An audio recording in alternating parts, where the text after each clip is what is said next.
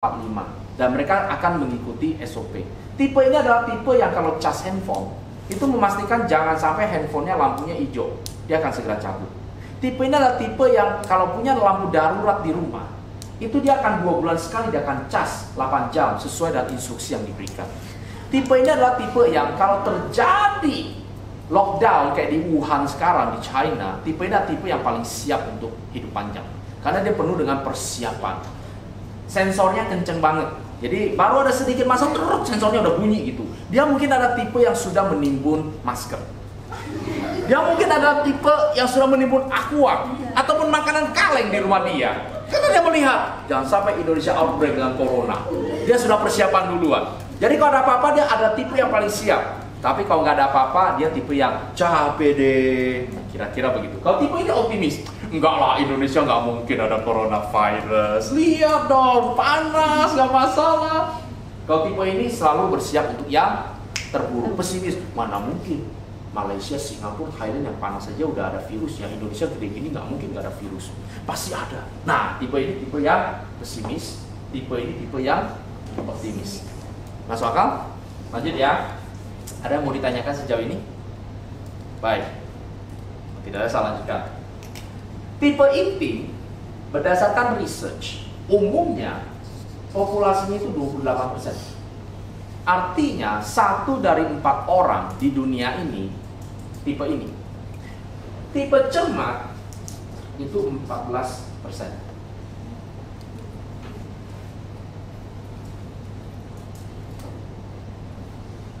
Oke? Di Indonesia tipe ini rada sedikit.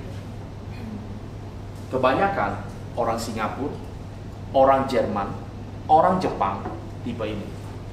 Makanya kalau ada kesempatan berkunjung ke negara mereka, itu begitu presisi, begitu detail, begitu rapi, high quality, nggak sembarangan. Tapi untuk hubungan orang kayaknya kurang asik gitu loh, terlalu individualistik. Karena tipe ini biasanya gue nggak mau ngurusin lu jangan ngurusin gue, lu jangan kacau-kacau gue.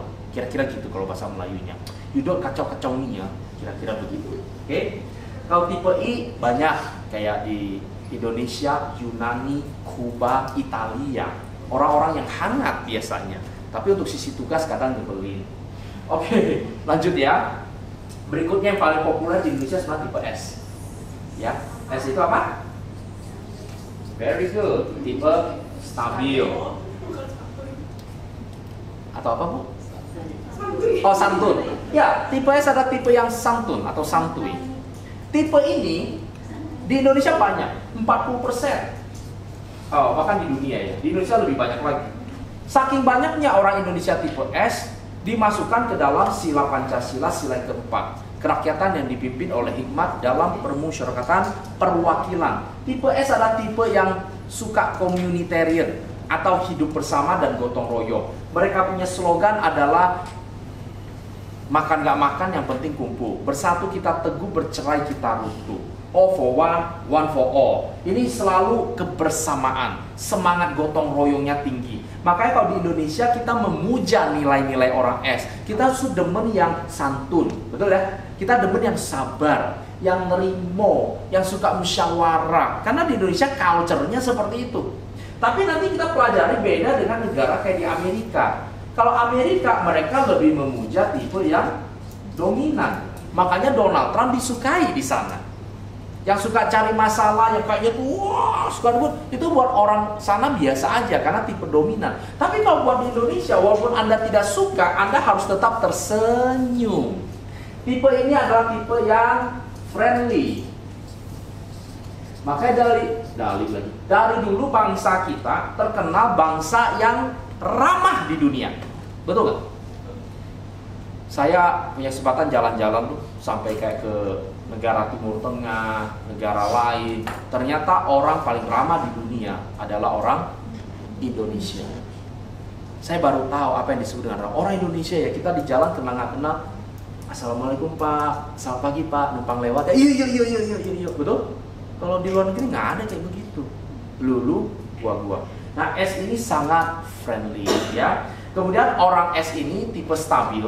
Kenapa namanya stabil? Karena dia suka melakukan sesuatu yang berulang-ulang. Jadi kalau dia makan di sebuah restoran, dia akan makan di restoran yang sama untuk satu jangka waktu yang panjang. Dia akan duduk di tempat yang sama untuk satu jangka waktu yang panjang. Dia akan memesan menu yang sama untuk satu jangka waktu yang panjang. Orangnya nggak neko-neko, maunya gitu aja terus. Dan menghindari konflik. Dia cenderung tidak suka dengan perubahan.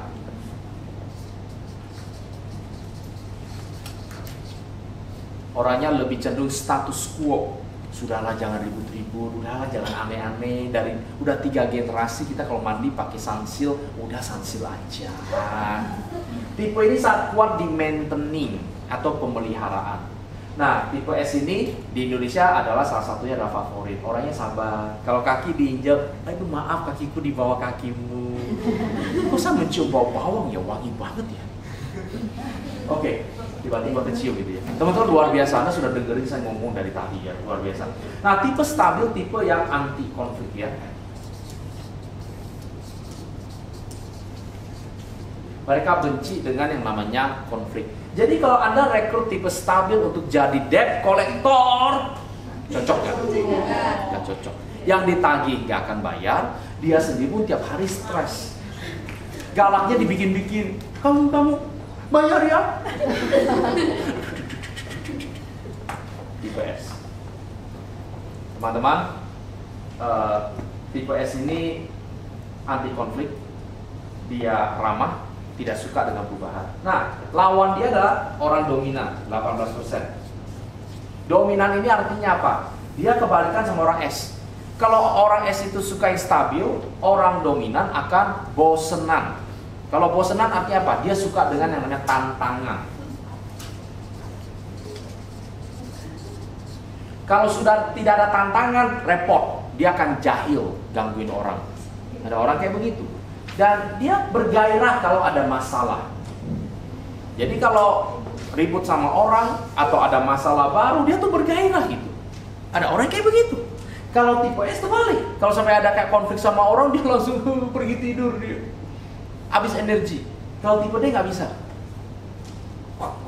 Nah itu tipe D. Nah di Indonesia sekitar 18%. Kalau di dunia itu contohnya kayak Donald Trump. Makanya seluruh dunia diajak berantem sama dia kan. Kita mikir gila kalau jadi Donald Trump kayaknya hidup kita pusing ya. Buat dia nggak pusing. Buat dia tiap hari memang harus cari masalah. Karena itu energi buat dia. Jadi kalau tipe I energinya adalah interaksi dengan orang. Orang C energinya adalah kalau dia mengetahui data dan detail. Kalau orang S energinya adalah kalau dia mampu untuk harmoni dengan kelompok. Kalau tipe D bukan harmoni yang dia cari, masalah yang dia cari. Nah tipe ini cocok buat gebrakan-gebrakan. Jadi kalau kita lihat terlalu status quo nih, taruh satu orang yang D-nya tinggi, dia akan bikin gebrakan di sana.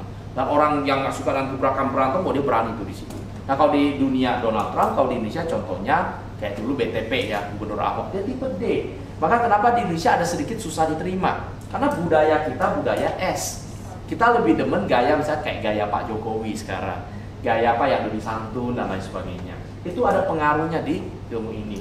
Oke, nah tipe dominan punya ciri khas, dia demen untuk ngatur. Dia senang untuk ngatur, disuruh ketua kelompok atau ketua bagian. Nah dia senang ya. Nah tipe ini tidak takut dengan konflik. Oke, sejauh ini cukup jelas teman-teman. Jadi 4 tipe ya. Nah sekarang apa hubungannya dengan pekerjaan Pak? Dengan pekerjaan. Ada 3 macam konflik di dunia.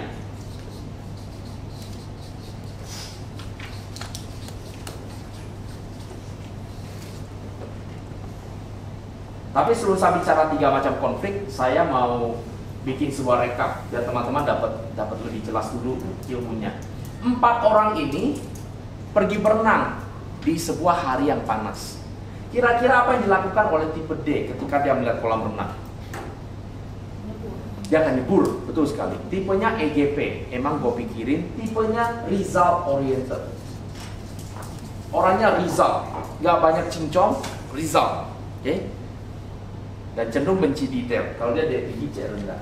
Apa yang dilakukan oleh tipe I?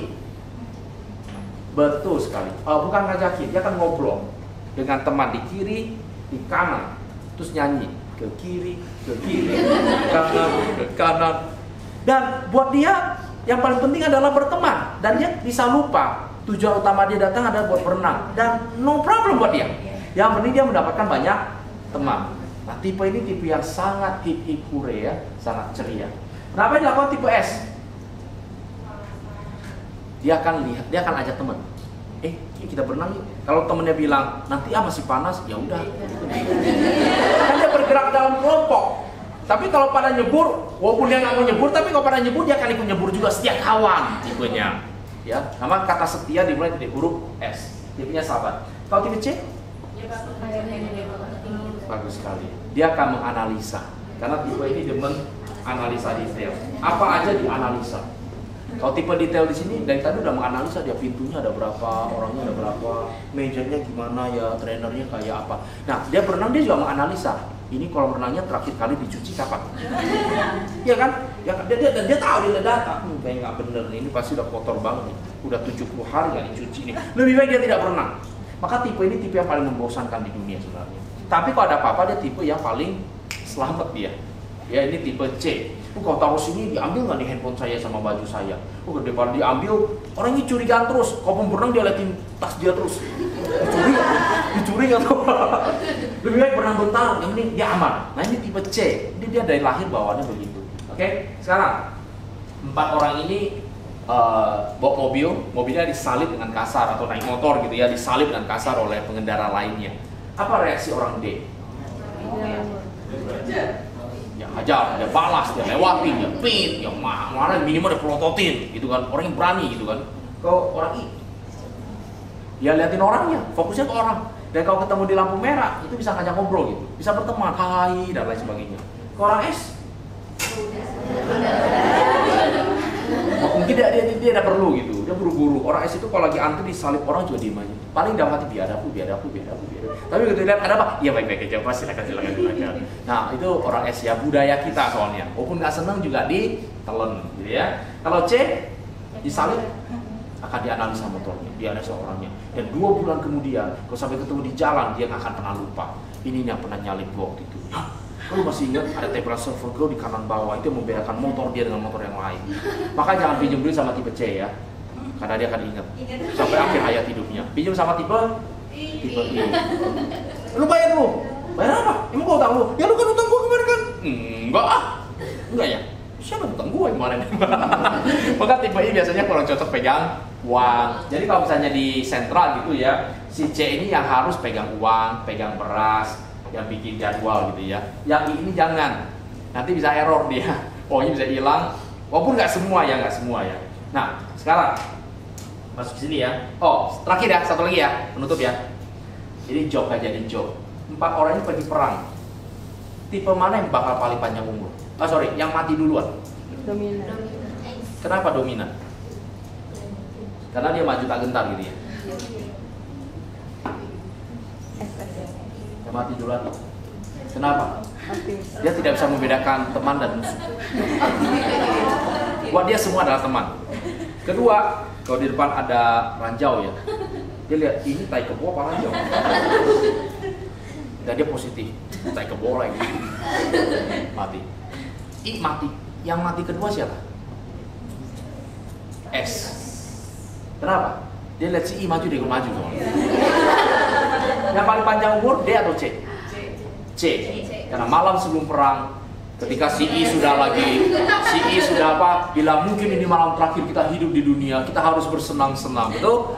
Kalau C udah mikir besok tank musuh kebaikan ada di mana, harus lari ke sini, kemungkinan hidupnya lebih tinggi dan mereka nggak perlu untuk jadi hero atau jadi pahlawan. Saya lari rada belakang, kok kayaknya pada kalah saya pura-pura mati aja di situ. Dan mereka paling panjang umur. Oke, itu joke-nya aja ya. Sekarang kembali sini. 3 macam konflik di dunia. Yang pertama adalah kita sebutnya me-you konflik. Pak, maksudnya apa ya me-you konflik? Konflik antara saya dengan Anda. Jadi misalnya kalau orang D, dia akan konflik biasanya sama orang S. Jadi menurut orang D, orang S itu tuh terlalu lamban. Sedangkan orang S kan nyanyi, karena aku slow, sangat slow. Nah itu lagunya orang S itu ya. Kalau orang D kan maju kon bravura kan. Jadi ini dia suka omelin S nih. S ini terlalu lorak kamu, loadingnya lambat, DDR, daya dom rendah dan lain sebagainya. Karena research mengatakan tipe S kalau baca buku harus dari paling depan sampai belakang. Kalau nonton bioskop nggak boleh terlambat. Nonton film harus dari paling awal. Nah, tipe S itu menonton sinetron. Jadi nggak terlalu ada inti tapi suka dipanjang-panjangin. Nah itu tipe S ya. Nah kalau tipe D demennya film action. To the point. Film makin panjang nggak suka. Intinya aja kata orang D. Makanya dia suka ribut sama orang S. Kalau orang S dia juga nggak suka sama orang D. Kenapa? Galak, pemarah. Itu aja galak amat sih. Orang. Kok gitu sih? Naruh bak. Aku bingung ya. Naruh bak. Orang D kan kadang rada kasar ya. Naruh barang gini. Buat orang D biasa aja. Tapi buat orang D galak. Itu loh pengaruh. Karena saya pernah makan siang sama orang D. Dia mau kasih saya makan apa itu? Salak gitu. Baiklah, dilem, nggak sopan banget gitu. Tapi saya dulu karena ngerti ini, jadi saya tidak tersinggung gitu ya. Oke, lanjut. Konflik D sama S. D konflik lagi sama siapa? D sama C, itu konflik. Orang D maunya result, orang C maunya proses. Kata orang C nggak bisa, habis step 1 harus step 2 dulu, baru step 3. Nah orang D nggak mau cepet, udahlah langsung aja. Dia tidak melalui komunikasi, dia tidak melalui proses. Dan itu bikin orang-orang C jadi kesel. Betul? Nah, jadi ribut nih berdua nih. Kemudian berikutnya yang ribut siapa lagi? C selain ribut sama D, C ribut dengan siapa? C ribut sama I. Kenapa? Karena orang I kurang detail. Orang C detail. Ini peraturannya kayak gini, orang I lupa melulu. Sorry ya lupa. Orang C akan ngomelin orang I. Kebalikannya I juga ngademin sama C. Ih, terlalu seriusan, terlalu negatif, kurang asik orangnya, ya. Karena biasanya orang I rendah, C tinggi itu Mr. Lonely kan, main gitar nyanyi Lonely, I'm a Mr. Lonely. Kurang suka berteman ya kalau orang I rendah. Oke, lanjut. Ini konflik kamu dan saya. Ini taman ilmu ya. Yang saya mau sampaikan sebenarnya yang ini. Ini job konflik. Ini yang saya mau sampaikan, karena berhubungan dengan rekrutmen kita. Yaitu apa? Konflik antara kita dengan pekerjaan.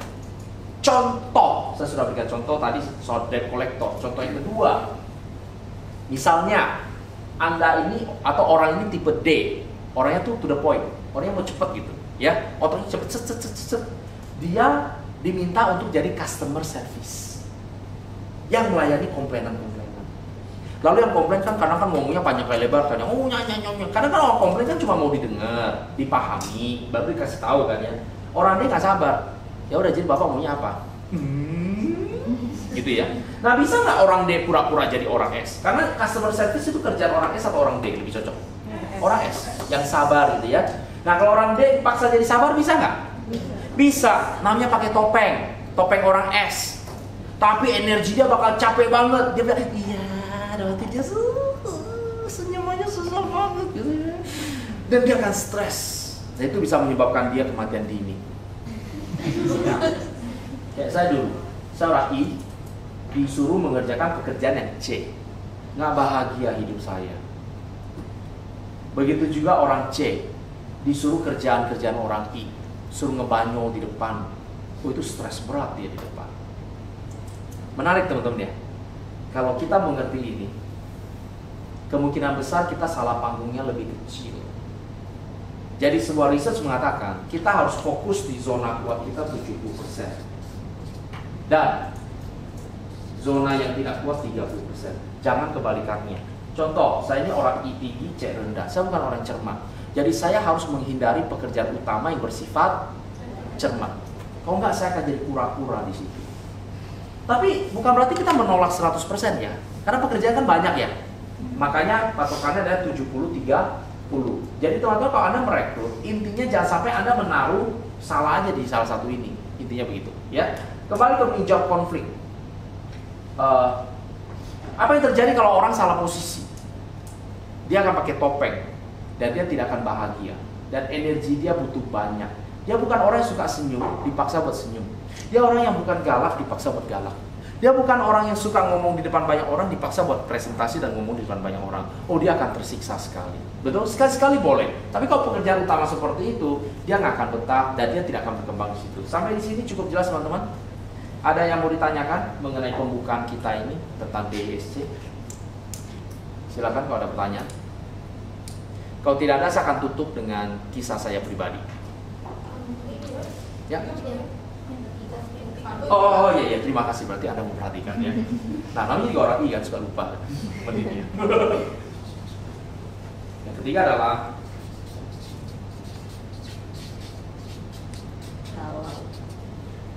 mimi konflik. Konflik di dalam diri kita. Jadi teman-teman, di dalam diri kita ini ada unsur DISC, betul? Nah, biasanya ada satu atau dua yang paling kuat. Nah, kalau Anda ini yang paling kuatnya adalah DC, akan terjadi mimi konflik. Sisi D Anda mau cepat, sisi C Anda menghambat. Jangan ambil keputusan dulu, ada informasi yang belum lengkap. Kesel. Atau kalau Anda tipe IC, I Anda ingin membangun hubungan dengan orang, C Anda bilang begini, jangan sembarangan ngomong, nanti ketahuan kartu kamu, nanti dipakai informasi ini buat merugikan kamu. Dan satu lagi DS atau SD. D-nya mau tegas gitu ya, kalau nggak suka ngomong berani konflik, tapi S-nya, ih aku tadi galak banget ya ngomong kayak gitu ya.